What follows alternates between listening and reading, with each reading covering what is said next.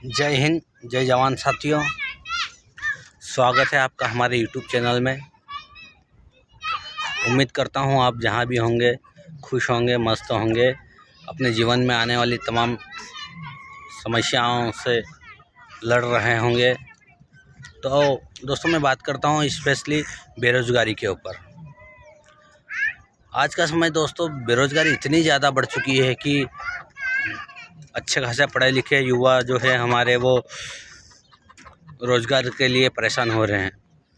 ना तो उनको प्राइवेट सेक्टर में जॉब मिल रही है, ना ही गवर्नमेंट सेक्टर में जॉब मिल पा रही है।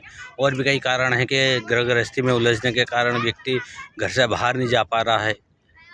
तो ऐसे में हम करें क्या कि हमारा रोज़गार शुरू हो जाए, हमें दो पैसा हम कमा लें और हमारे जो प्रतिदिन की आवश्यकताएं होती है जिनके लिए हम कुछ पैसा कलेक्ट कर सकें और साथ ही अपने घर परिवार को आर्थिक रूप से सहायता कर पाएँ।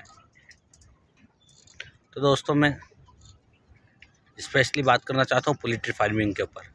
दोस्तों मैं एक ग्रेजुएट बंदा हूँ, मैंने बीएससी एग्रीकल्चर किया हुआ हूँ, लेकिन ग्रेजुएशन के बाद में मैं इंदौर गया। इंदौर में जाने के बाद में मैंने तैयारी की 2 साल 3 साल, फिर पुनः घर आना पड़ा आर्थिक सहयोग न मिल पाने के चलते। तो दोस्तों मैं काफ़ी परेशान रहा कि मैं क्या करूं।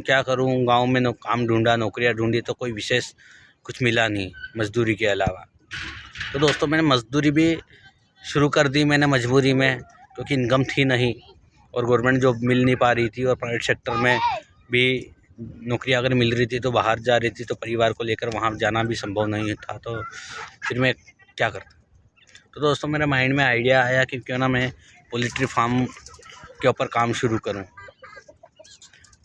तो दोस्तों जब ये आइडिया मुझे आया तो मैंने अपने खेत पर, जहां हमारा गांव है, हमारे गांव में जो हमारी ज़मीन है, ज़मीन के ऊपर हमने पोल्ट्री फार्म स्टार्ट करने की मैंने कोशिश की। देन 30,000 रुपये की लागत का मैंने एक छोटा सा पोल्ट्री फार्म बनाया और पोल्ट्री फार्म बनाने के बाद में मैंने उसके अंदर 20 मुर्गियाँ कड़कनाथ की डालना चाहा। हालांकि नया व्यक्ति था मैं, जिसके चलते मुर्गे और मुर्गियाँ दोनों की प्रॉपर खरीदी नहीं कर पाया। तो मैंने 17 मुर्गियाँ खरीदी और 6 मुर्गे खरीदे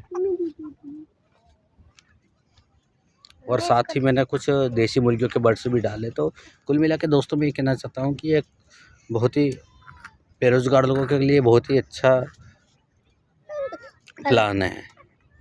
इसमें बहुत ही कम समय की आवश्यकता होती है। इसमें आपको सुबह 1 से 2 घंटा देना पड़ता है और शाम को 1 से 2 घंटा देना पड़ता है और इसे हम बहुत ही छोटे स्तर से शुरू कर सकते हैं।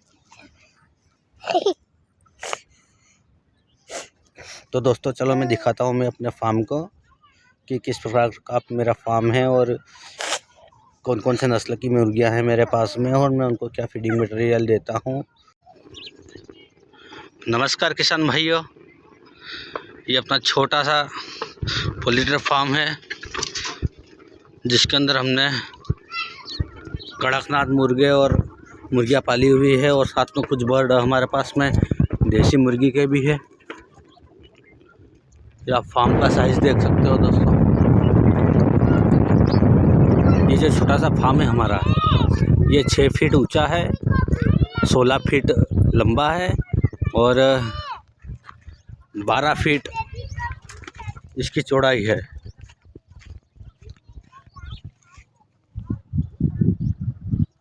दोस्तों रात के समय में क्या है कि ठंडी ठंडी हवा चल रही है और ठंड का समय है, जिससे मुर्गियों को बचाने के लिए हमने जो टाट आते हैं उसको सिल का हमने पूरा पैक किया हुआ है और साथ में हरी वाली नेट लगाई है, जो शाम के समय हम इसको नीचे की तरफ कर देते हैं। और ये वाला जो एरिया है इस साइड का, ये हमने पूरा पैक कर दिया है। ये 24 घंटे ये वाला पैक रहता है। इस साइड हमने गेहूँ लगा रखे हैं।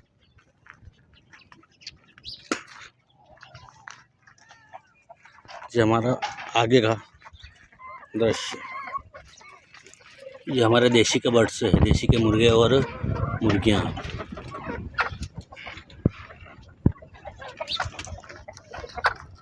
और इस साइड ये हमारे कड़कनाथ है, कड़कनाथ के बर्ड्स।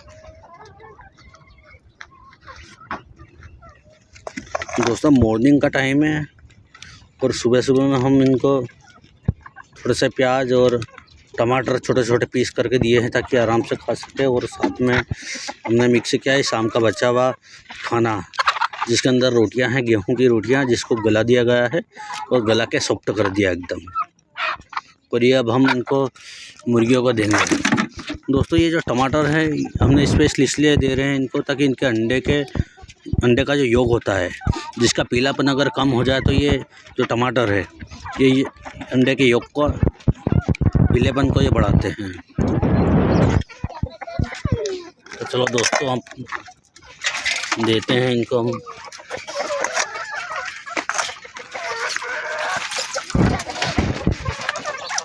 ये हमारी मुर्गियाँ इकट्ठा हुई है सब।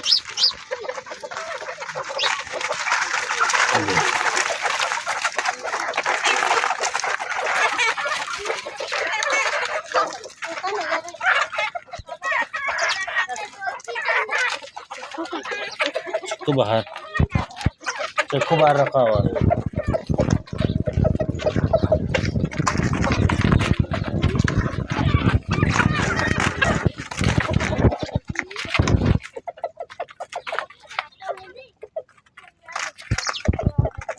T T T T T T T T.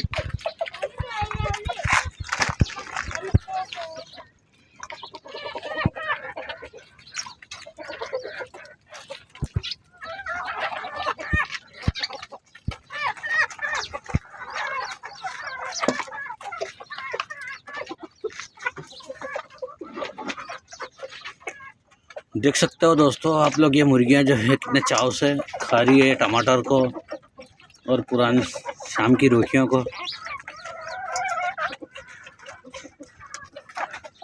दोस्तों इन मुर्गियों से मैंने 3 महीने के अंदर लगभग 12,000 के आसपास के अंडे सेल कर दिए हैं। ये जो कड़कनाथ मुर्गियां हैं ये एक बार में लगभग 12 से 15 अंडे देती हैं, जिसका साइज़ और शेप देसी मुर्गियों के मुकाबले बेहतरीन होता है।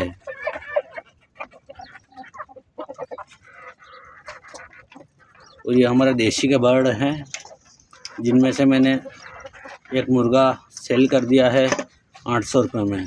ये मेरे पास में 5 पीस थे, तब 4 पीस मुर्गे बचे हैं और 5 पीस देसी मुर्गियां बची हुई है। और कड़कनाथ में मेरे पास में 6 मुर्गे और 17 मुर्गियां अवेलेबल है अभी। और फ़िलहाल मैं अंडा उत्पादन के दृष्टि से ये फार्म चला रहा हूँ। और आने वाले समय में लगभग मार्च, अप्रैल, मई, जून के महीनों में मैं इनके अंडों से चूजे निकलवा के चूजे सेल करने वाला हूँ। तो जिन भाइयों को चूजे चाहिए तो वो हमसे संपर्क करें, हमारा नंबर डिस्क्रिप्शन में लिख दिया जाएगा।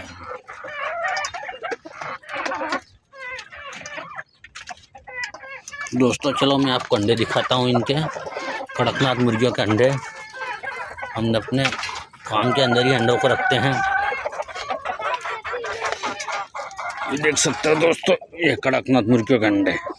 थोड़ा सा और पास में बताता हूँ मैं हाथ में लेकर। ये देख सकते हो ये कड़कनाथ मुर्गियों के अंडे हैं। इन अंडों के अपन कुछ विशेषताएं देखते हैं। दोस्तों देख सकते हो ये जो अंडे हैं ये सारे के सारे सेम नहीं है, एक जैसा नहीं है। कुछ अंडे सफ़ेद जैसे दिख रहे हैं, कुछ ब्राउन है, कुछ स्लो ब्राउन है। तो ये इन अंडों की पहचान होती है कि कड़कनाथ मुर्गियाँ हो चाहे देसी मुर्गियाँ हो, कभी भी इनके अंडे एक जैसे नहीं होते। जैसे कि आप ब्रायलर जो मार्केट में मिलते हैं 7 रुपये 8 रुपये का जो अंडा मिलता है 5 रुपये का, वो आप देखते हो उनके जो अंडे हो वो सारे के सारे एक साइज़ के होते हैं, एक कलर के होते हैं। लेकिन देसी मुर्गियों और कड़कनाथ मुर्गियों के केस में जो अंडे हैं उनमें वेरिएशन आता है, या तो शेप का आएगा, साइज़ का आएगा, कलर का आएगा। 19-20 के फ़र्क से ये अंडे होते हैं दोस्तों।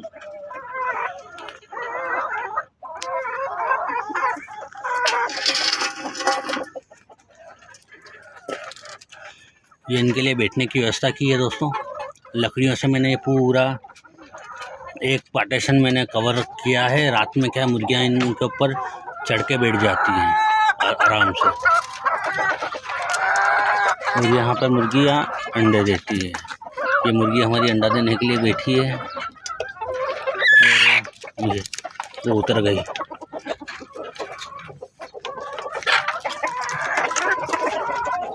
ये सब खाने में मस्त है।